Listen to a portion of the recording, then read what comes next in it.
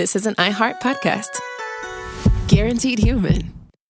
Everyone knows winter is the real mess maker. You don't need WeatherTech floor liners for summer unless you hit the beach and half the beach ends up back in your car, or the campsite dirt ends up in your trunk. Then you'd want a cargo liner, or a road trip goes sideways, lemonade spills, ketchup goes rogue, ice cream drips. Yeah, you'd be pretty happy about those WeatherTech seat protectors. So just to be clear, as the mud you're inevitably going to step in this summer, you don't need WeatherTech unless you plan on doing summer. Visit WeatherTech.com today. With no fees or minimums on checking accounts, it's no wonder the Capital One bank guy is so passionate about banking with Capital One. If he were here, he wouldn't just tell you about no fees or minimums. He'd also talk about how most Capital One cafes are open 7 days a week to assist with your banking needs. Yep, even on weekends. It's pretty much all he talks about, in a good way. What's in your wallet? Terms apply. See CapitalOne.com/bank. Capital One, N.A., member FDIC. Welcome to Stuff You Should Know from HowStuffWorks.com.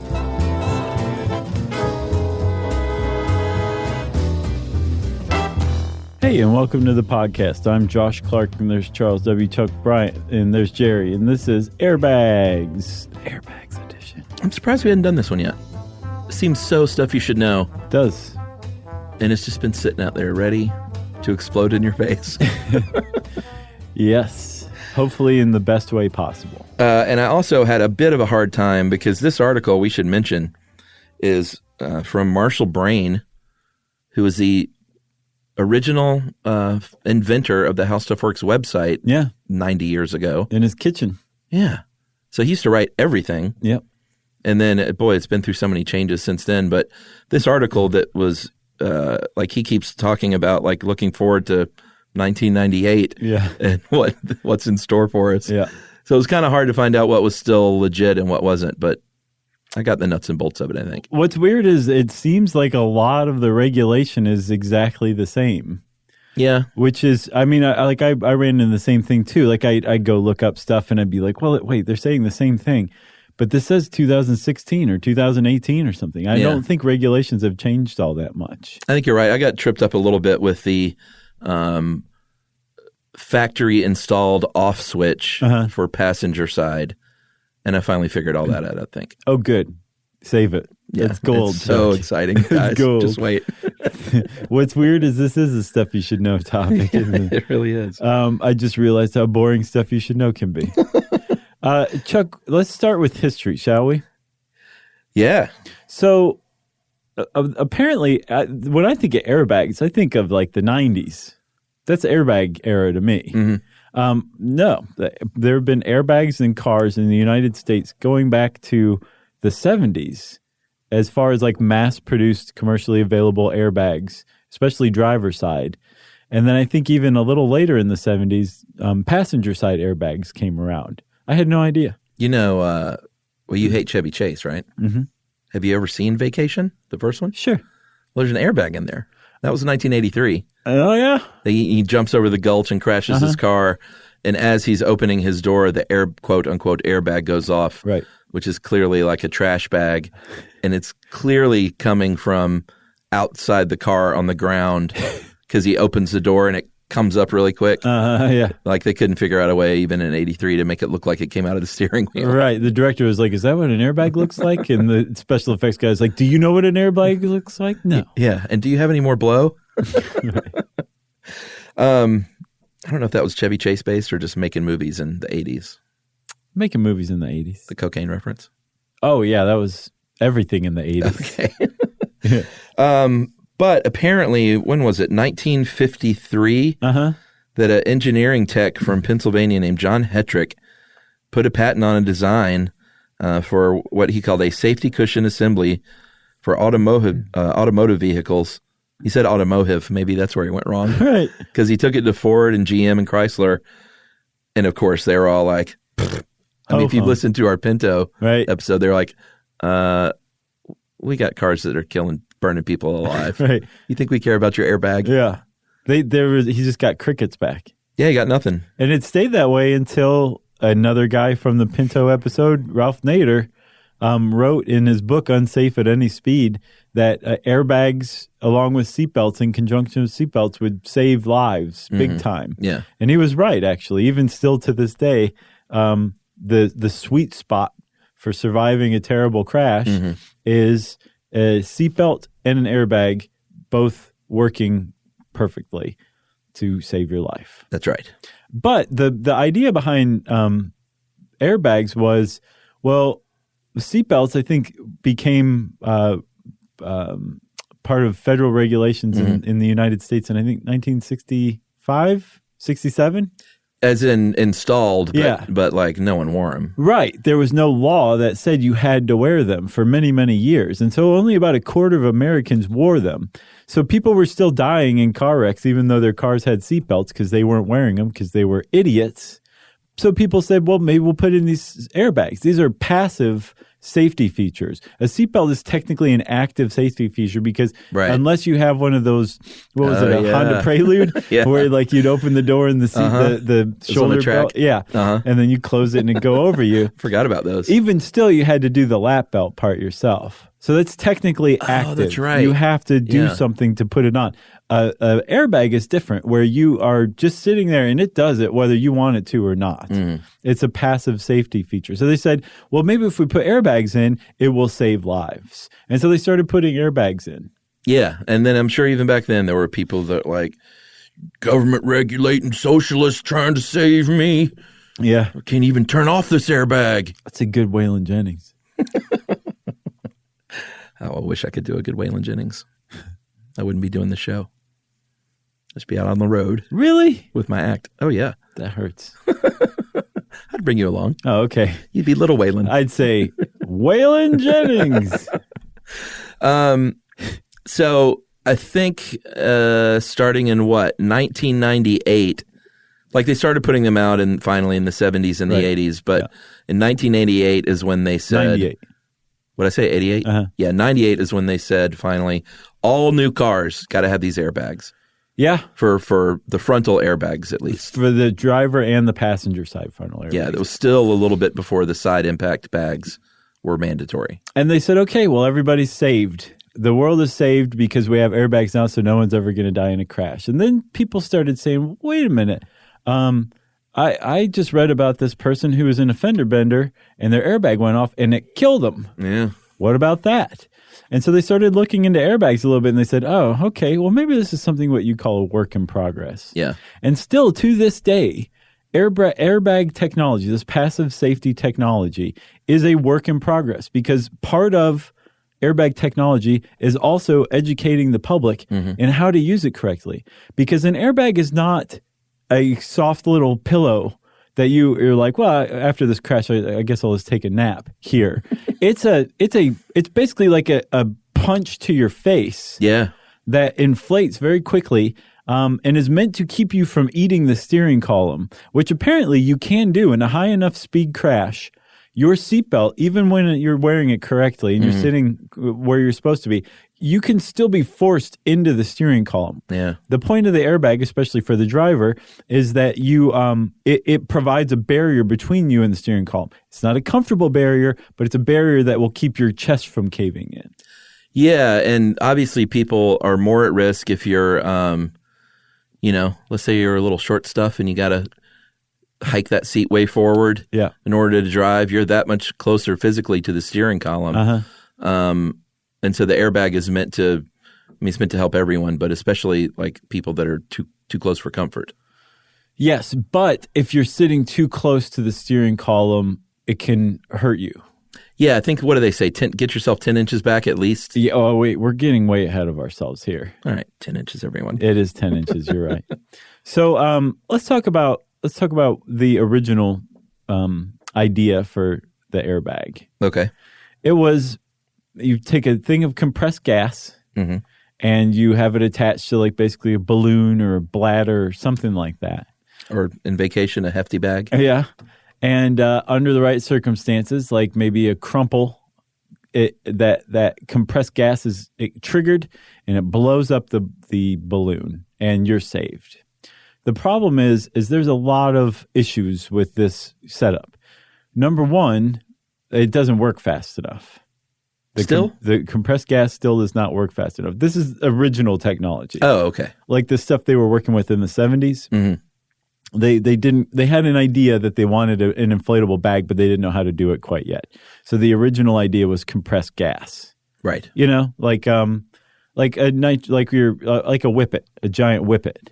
Like your whippet? You know, like what I've got in my here on the desk. The whippets you do in between during ad breaks with your cracker. Imagine a cracker and a giant whippet in your steering column. Yeah. Okay. That was basically the idea at first. And so that whippet wouldn't inflate the bag fast enough. That's a big problem because if it doesn't inflate fast enough, not only does it not keep you from hitting the steering column, it can actually make it worse.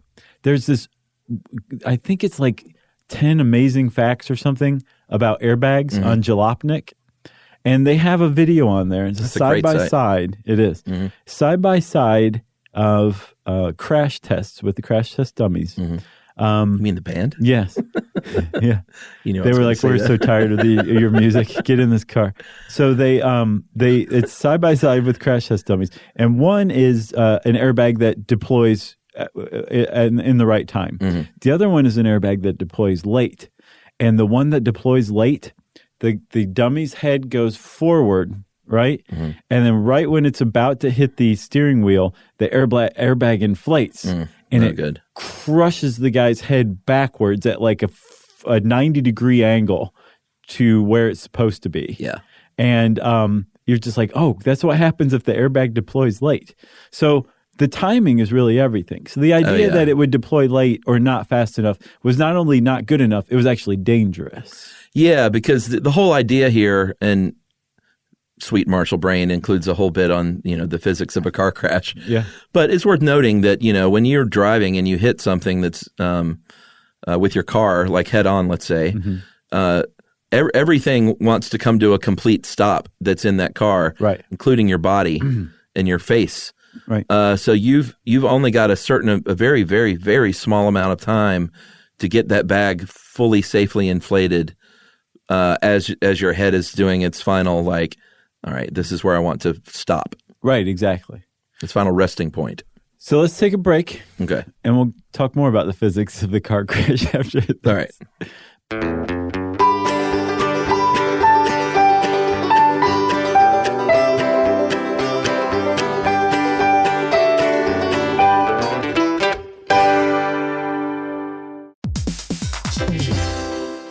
Hey, everybody. I want to talk to you a little bit about Tide Evo because it represents over 10 years of innovation and product development. Tide Evo is a first-of-its-kind technology where tens of thousands of minuscule fibers are spun together to form a 6 times powerful layer packed with scrubbers, brighteners, pre-treaters, and fresheners. And that's going to deliver a breakthrough clean that's so powerful, it feels like magic. Yeah, it is kind of like magic. Tide Evo is revolutionary. A 100% concentrated, waterless laundry tile that's made of compressed microfiber soap layers rather than liquid or powder. And it's not like pods or sheets because it uses 6 layers of detergent fibers to deliver superior cold water cleaning without plastic packaging of any kind. And it provides a mess-free, lightweight solution that dissolves lickety-split. So whenever you run into a laundry challenge, turn to Tide Evo. It's revolutionary. It's magic. Try new Tide Evo. Real laundry magic.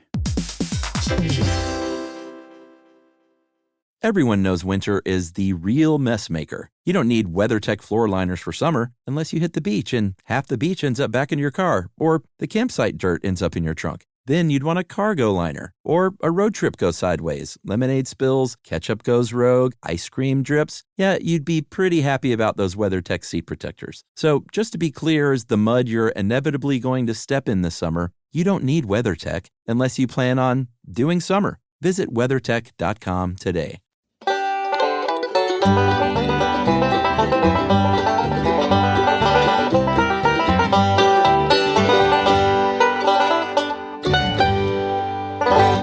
So, Chuck, you were saying, like, in a car crash, the car stops almost instantly. Yeah. From everything I've seen. Like, it's so close to instantaneous that the shorthand is it stops instantly, but you're still moving forward. Yes. That's the point of your seatbelt, is to hold you in place. But the seatbelt can cause all sorts of damage in and of itself. Yeah. but it's still better than just flying unbuckled into the steering column. Yeah, but like you can't. It takes time to stop everything. Right. It is not instantaneous. No, if it were instantaneous, you would crumple like the car. Right. So you want to be slowed down in a way that's so fast that you don't hit the steering column, but is gentle enough that it doesn't just cut you in two, basically. Yeah. Okay? Very tricky. It is extremely tricky. So what they found out is that if you inflate an airbag, you have to, first of all, the airbag is big enough that it basically halves the distance between you and the steering column that it's trying to protect you from. Yeah, which is good, but that also means your face is that much closer, which shortens that time even more. Shortens the time that it can deploy in. And again, remember when you're talking about compressed gas, it just wasn't fast enough. So they figured out that you need to have an airbag, basically get the input that a crash is happening, and then deploy within about 30 thousandths of a second. So if you take 1 second, you chop it into 1,000 equal parts, you would tick off 30 of them and still have 970 left in that second before that airbag's done deploying. Yeah. That's how fast they have to deploy, which is astounding. It's amazing that they can do that, but they can do it. They finally figured it out. And the way that they figured it out was instead of using compressed gas, using basically the same thing that they used to power rockets, basically solid rocket fuel. Yeah, I mean, you sent that, was that Vice? You sent that one article? No, it was a Scientific American. Yeah, where they basically said, for all practical purposes, a small explosion goes off. Oh, that one was Wired. Oh, yeah, Wired. Yeah. Yeah, like a small explosion goes off in your steering wheel, or I guess on the passenger side in the dashboard, Right. to make this happen. And that in and of itself can be dangerous. It definitely can be. And they've actually kind of got the chemistry down so that it's as non-dangerous as possible when everything's working correctly. But they start with something called sodium azide, Yes. which is basically sodium and a nitrogen compound. And when it's just sitting there in its powdered form, it's pretty stable. It's fine. But if you apply enough heat to it, I think 300 degrees Celsius, which is pretty hot, it breaks down. It decomposes. And when it decomposes, it breaks into two different things. One is nitrogen gas, and the other is sodium, just plain old sodium metals. And the nitrogen gas gets way bigger than the little handful of sodium azide that it grew from. Yeah, the nitrogen is what is in that bag, essentially, like filling it up so quickly. Right. The nitrogen gas that grows. Yeah, but isn't sodium azide toxic, so they have to add other things in there? So the sodium azide itself isn't toxic, but the sodium metals that is a byproduct once it ignites, they're not actually toxic either. But when they combine with water, like water vapor in the air, it becomes sodium hydroxide, aka lye. Right. So you don't want lye flowing through the passenger compartment because you're going to get chemical burns right after your airbag goes off. Yeah. So they add other stuff like potassium nitrate, I believe, to combine with the salt, the sodium, to render it inert and then actually produce even more nitrogen. Right. So it's filling up a bag made of nylon fabric that is folded into that steering wheel. I think there's like talcum powder and stuff. Yeah, to keep it supple. Yeah, and if you've ever, I've never had an airbag deploy, thankfully, while I was in a car, but I know that powder is like a big part of it, right? Right. From what I hear. Yeah, that's what I hear. And then there's a sensor. Like, here's the thing. Everything has to go perfectly because you don't want it to go off when it shouldn't. Because that's no good. Right. So I think it has to be, is it still accurate to say it's 10 to 15 miles an hour hitting a fixed like wall, essentially? I think that's 1998 rules. All right. They've decompressed that since then? They have it. It's much less rigid. Okay. So when your car hits something and stops suddenly, there's an accelerometer that's measuring the deceleration and like 5 different factors. Okay. Yeah, like you just went from 30 to 0 so fast. Right. We know that you've been in a wreck. And it's measuring not just this direction, but also that direction and that direction to make sure that what's going on is an actual like frontal crash. it sends this data, this raw data, to a microcontroller, little tiny computer in your car. Actually, that's part of the airbag assembly. And the microprocessor runs this data through an algorithm.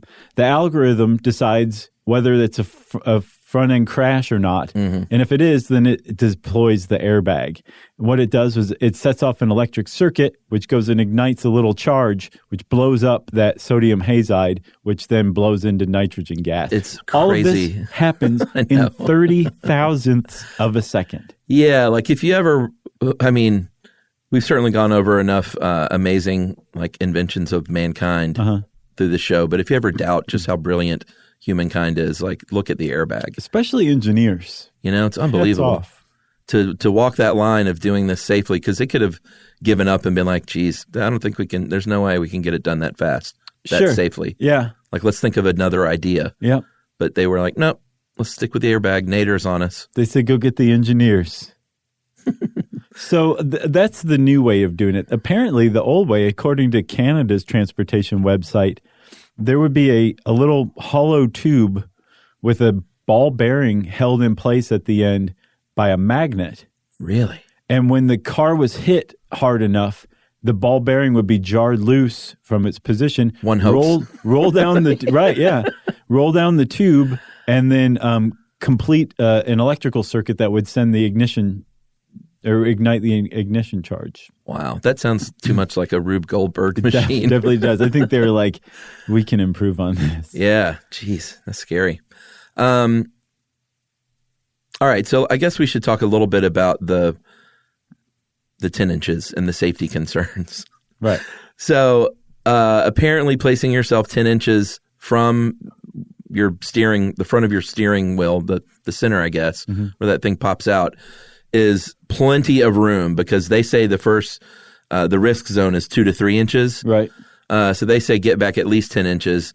And if you're like my mom, who's a little short stuff, and like every time I go to move her car, I'm just like, are you kidding me?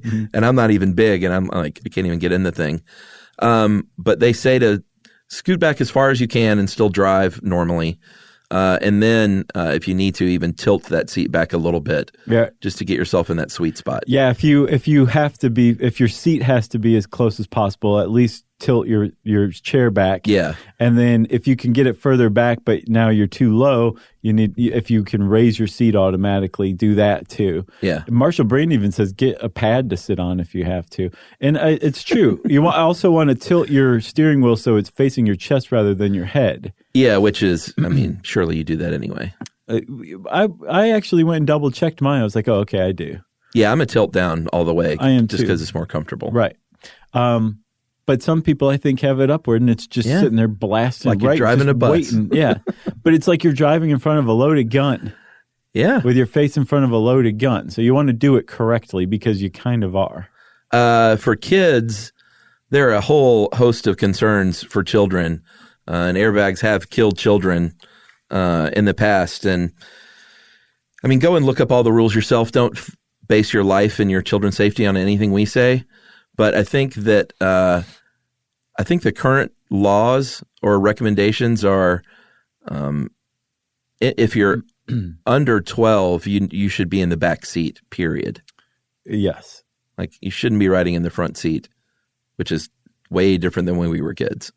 Oh yeah, you'd be like bouncing around like with your hands on the dashboard. Yeah, as like a 5-year-old. Right. Yeah. Yeah.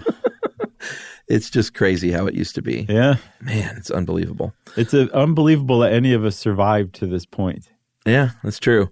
But that's when I got a little bit confused about the passenger side on-off switch, because starting at a certain point, they said, all right, if you want to get an aftermarket switch built in to turn off your airbag or the passenger side, you have to fill out this application and have a specific qualifying, I guess, would you call it a hardship? Hardship or just reason? Yeah, a reason. That's a good way to put it. And they range from like medical conditions, sure, just to being too small, I think, too, right? Or to having a car where the back seat was too small to put a rear facing kid seat. Yes. Yeah. If your car was too small and you had to put your kid seat in the front passenger in the front passenger seat, Yeah. it's actually preferable to not have the airbag there. Yeah, and this is why I got confused is because my pickup truck has that on-off switch factory installed. Right. And I was just like, no, it's just factory installed in my truck. That's 1998 talking. Well, what it is I think all pickup trucks had them, even though I could fit a kid seat because I have the back seat thing. I could fit a kid seat rear facing in my truck. Oh, wow. In the back seat. It's a giant truck. But yeah, my big dually. Right. Emily saw one of those on the road the other day. She's like, ugh, why does anyone need those extra tires in the back? Are those 450s, Ford 450s? I don't know, but I was, the dualies with the four wheels in the back. Sure. And I was like, it's not for show. I said, I think that's actual has a reason. I think for like heavy towing or heavy hauling. Oh, I think it's for show. Is it? I think so. No, I think there's a real reason. So you know how like Surely that's not no all. Hummer has ever been off road? Well, sure. I think it's a similar principle. Really? All right. I'm gonna look And into that. and hold your emails. I realize that like the Dually drivers. Humvee has Yeah. been off road. You know the Hummer. I'm talking about the H3s. That's Yeah, what the I mean. yellow, the bright Yes, yellow one. Exactly. That's never been off road. Right. Unless you count like parking up on the curb off road because you can't fit it into a space. Out of my way, nature. So in 95, I think manufacturers were allowed to do this.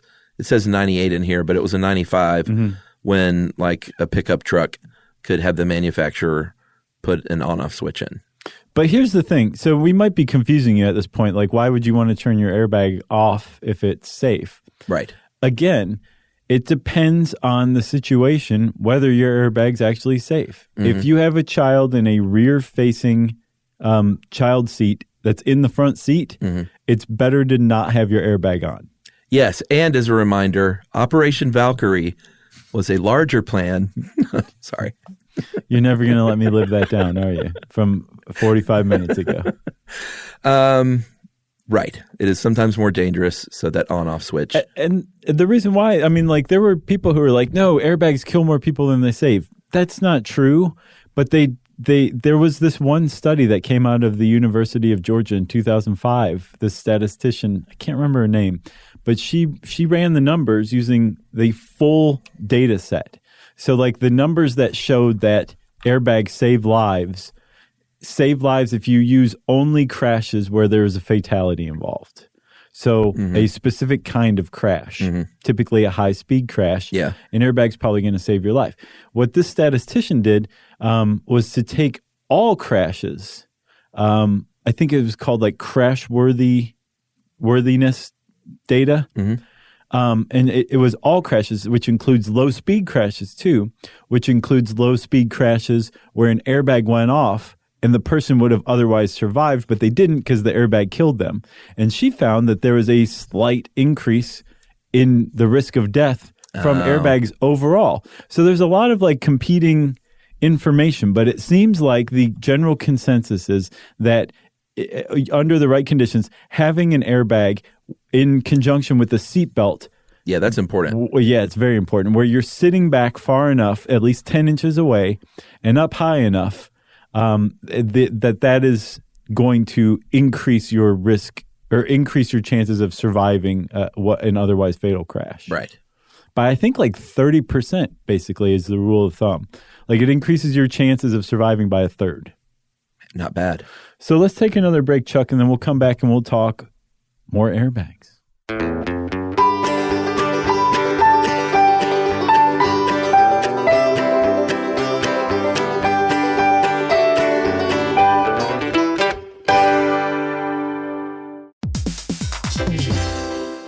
Hey, everybody. I want to talk to you a little bit about Tide Evo because it represents over 10 years of innovation and product development. Tide Evo is a first-of-its-kind technology where tens of thousands of minuscule fibers are spun together to form a 6 times powerful layer packed with scrubbers, brighteners, pre-treaters, and fresheners. And that's going to deliver a breakthrough clean that's so powerful, it feels like magic. Yeah, it is kind of like magic. Tide Evo is revolutionary. A 100% concentrated, waterless laundry tile that's made of compressed microfiber soap layers rather than liquid or powder. And it's not like pods or sheets because it uses 6 layers of detergent fibers to deliver superior cold water cleaning without plastic packaging of any kind. And it provides a mess-free, lightweight solution that dissolves lickety-split. So whenever you run into a laundry challenge, turn to Tide Evo. It's revolutionary. It's magic. Try new Tide Evo. Real laundry magic.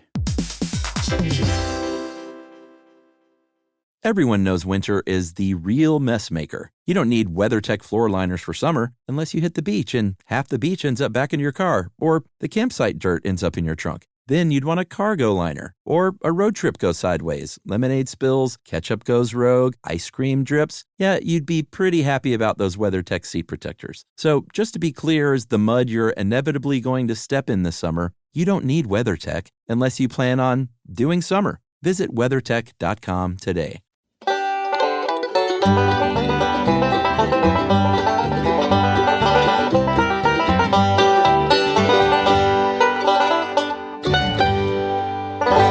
So we were talking about kids. If you do have a kid that's 12 and up or whatever the recommendation is, it's still important, obviously, always wear that seatbelt. Yes. But also have them sitting properly. Right. They talk a lot about the fact that kids are smaller, so a lot of times they try to sit up in their seat more. Mm-hmm. A lot of times in a crash, the kid will go up toward the ceiling, mm-hmm. the roof of the car, right. because of how small they are. And so it's really important to have your kid in that seatbelt with their butt all the way against the back of that seat. Yes. And like staying there. Right. And shutting up yep. while they're at it. Yeah. And again, back far enough, at least 10 inches away from the put that seat back all the way. Mm-hmm. And they might be like, I can't see as much. But again, just tell them to shut up. Yeah. You're looking after their safety. Yes. Actually, what I meant to say was if an airbag goes off, a child is so light that it could lift them up in their seat. Right. Yeah. If they're too close. Correct. And not positioned correctly. That's right. Okay. I ran across something surprising. Did you know that it's not mandated for cars to have airbags in Canada? In Canada. Really? It is in the U.S., but not Canada. Huh. Doesn't that surprise you? That is surprising. So but that's not a law for new cars, huh? Not in It's Canada. like an option, I guess? Yeah. They don't. It's not mandated that new cars have airbags. Say, I want a cigarette lighter and an ashtray. No airbag. Right. So if you paid attention to the news at all, you may have heard about airbag recalls, especially ones that were made by the Japanese firm Takata. Man, that's a big problem. I think something like 37 million cars have been recalled. Yeah, it said the NHS. I did this in the Pinto. Yeah. The NHTSA said it's the largest and most complex safety recall in U.S. history. Because Takata made airbags for everybody. Yeah, and they made airbags that could possibly send metal shards flying into your face. Yeah, I was reading about a girl who was, she was like a cheerleader from Oklahoma who had just graduated, was like, had her whole life ahead of her. She was just as sad as it gets. She went to go pick up her little brother. Her name was Ashley Parham.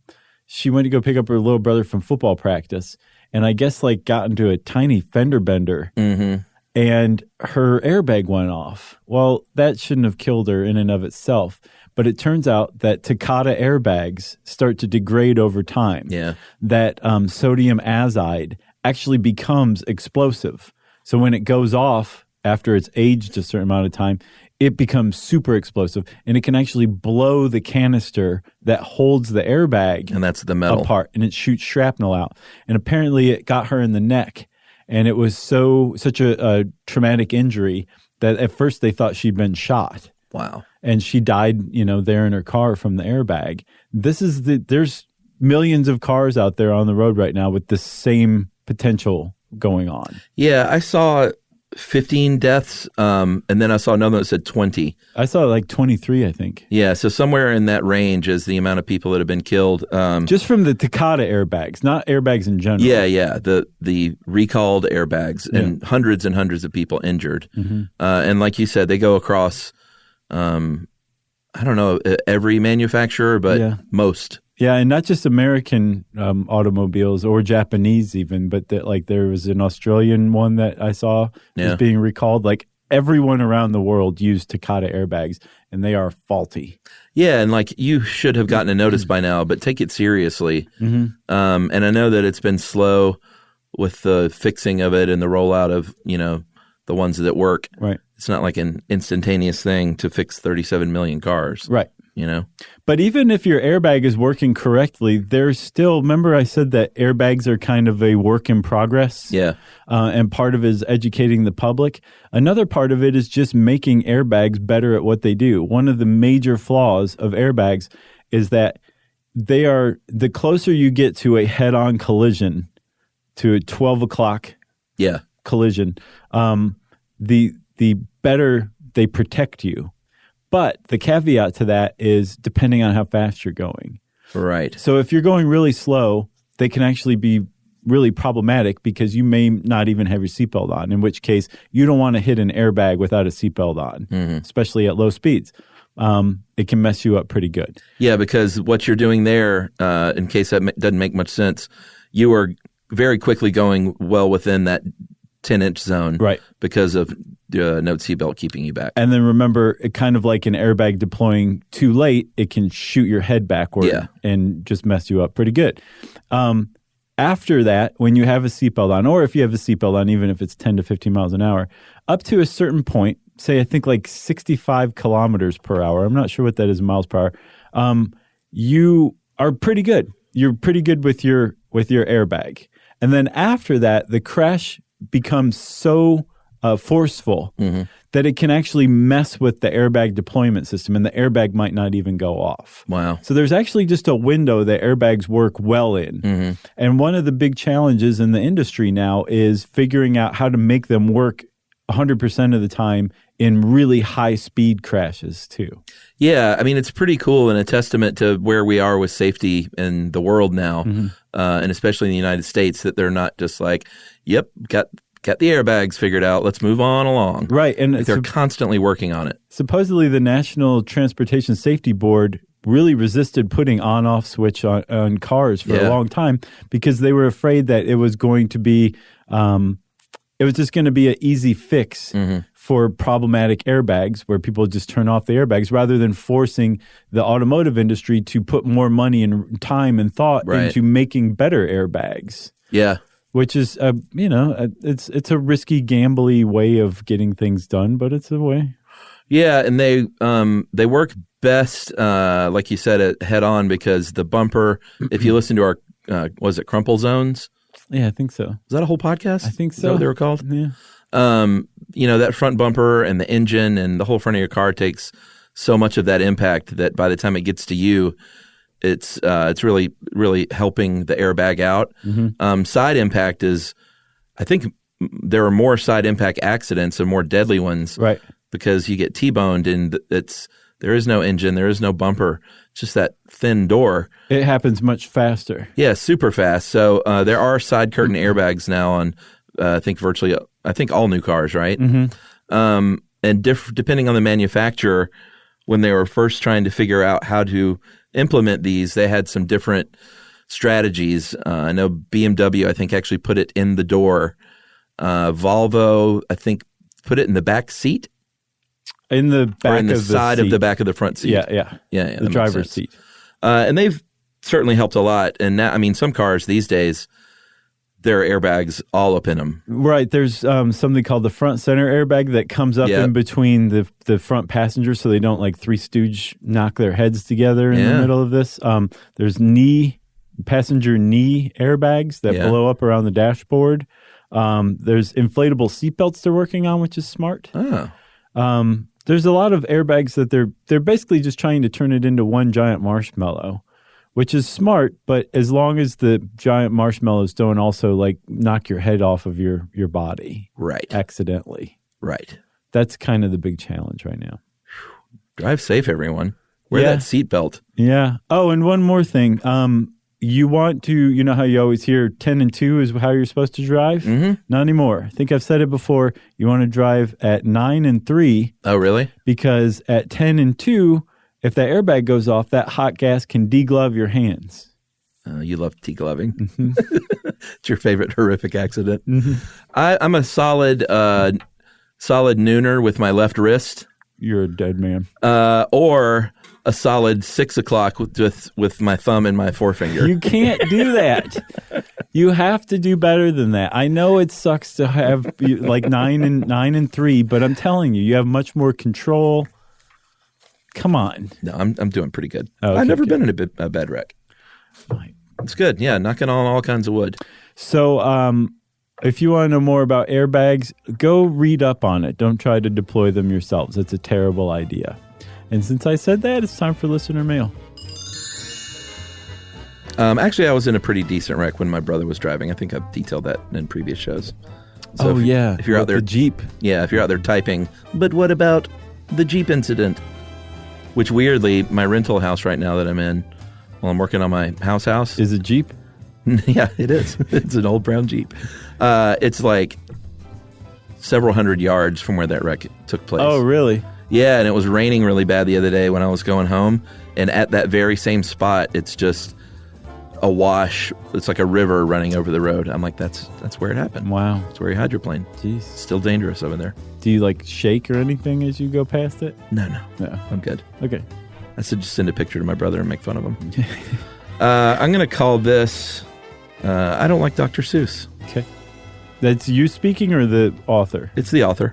Because remember in the show we said, who doesn't like Dr. Seuss? Mm-hmm. Sophia Cook does not. Okay. She gives good reasons. I always hated those books as a kid. The pictures disturbed me. Like, what were those things? My mother hated them, which is why I never saw the books until I was at a friend's house. She refused to buy them. When I asked her later, she said the poetry was juvenile and unimaginative. She was an English major. And racist. Well, that too. For example, Dr. Seuss would just add the same word multiple times just to meet the cadence. This is what fifth graders do when they can't keep up with when they can't come up with more words. Wow, this is harsh. She said, I know because I taught poetry to fifth graders. She said, for example, from Redfish, Bluefish, some come a long, long way. Some are very, very bad. All he does is yell, yell, yell. He likes to drink and drink and drink. It's pretty juvenile when you think about it.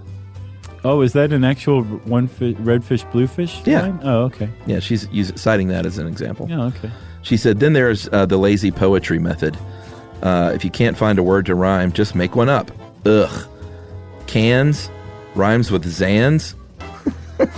Bump. Fish? What are those? Bump. Well, of course you have to make up a wump. Blech. What about blech? No, she's saying blech. I know, that's a made-up word. I don't know. I'm feeling defensive right now for some weird reason. I'm a book editor now, guys. I hate this stuff more now than when I was a kid and just felt disturbed by the strange drawings. Just thought I'd weigh in because not everyone likes Dr. Seuss. He happened to be in the right place at the right time. Book publishing is a fickle and strange business. Many fantastic writers never see the light of day, and some truly awful authors make it big. That author... Oh, she's bagging on 50 Shades of Grey. Oh, okay. I won't say what she said. Okay. Thanks for listening, guys, and thanks for the stuff. I'll always keep coming back. That is from Sophia Cook, who read a book about a nook. And all that gobbledygook. Thanks a lot, Sophia. So her Dr. Seuss to her is like the way I was raised with Chevy Chase. I guess so. Who just made another appearance in this episode. I know it. Well, if you want to get in touch with us to let us know about someone you were raised to dislike strongly by your parents, we don't use the H word here. No. You can visit stuffyoushouldknow.com. Check out our social links on that site. You can check me out at thejoshclarkway.com. And you can send Chuck, Jerry, and me an email to stuffpodcast@howstuffworks.com. For more on this and thousands of other topics, visit howstuffworks.com.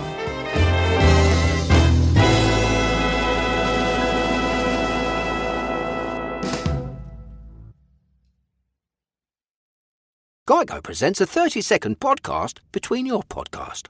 Today's story is shared by one of our listeners. It's called Betrayed by Bill.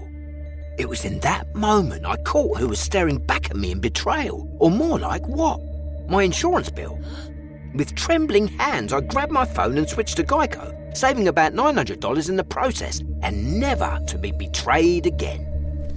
Now that was bloody riveting. It feels good when the story ends with savings. It feels good to Geico. Mom, can I have Lingo Kids? Dad, Lingo Kids, please! When did we become the Lingo Kids house? No idea. Last week it was dinosaurs. This week it's... Lingo Kids! Why Lingo Kids? Because it's the best thing ever. We can play games with astronauts, wild animals, and superheroes. With more than 4,000 interactive games, songs, and shows, Lingo Kids is the #1 entertainment platform for young kids. So, no dinosaurs? And dinosaurs! Lingo Kids! Everything kids love. Download it for free.